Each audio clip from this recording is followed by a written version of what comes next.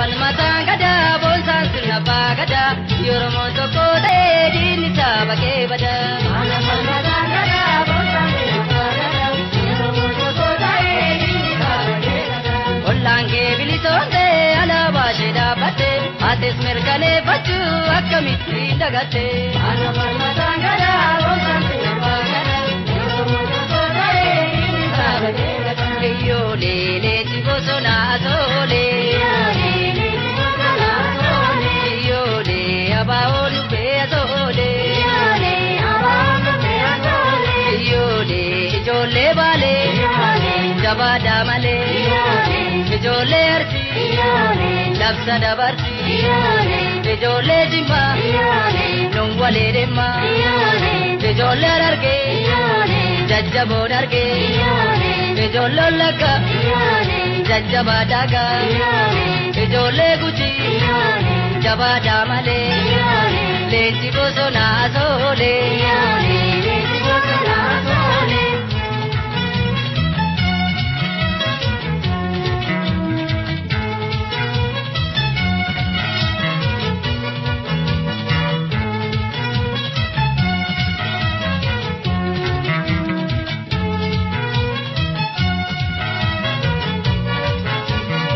Ana falmataan gadaa boonsaan sirna abbaa gadaa Oromoon tokko ta'ee diinni isaa bakkee badaa. Ana falmataan gadaa boonsaan sirna abbaa gadaa Oromoon tokko ta'ee diinni isaa bakkee badaa.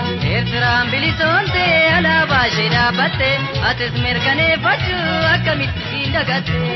Ana falmataan gadaa boonsaan sirna abbaa gadaa Oromoon tokko ta'ee diinni isaa bakkee badaa. Iyyoolee leenji bosonaa toolee.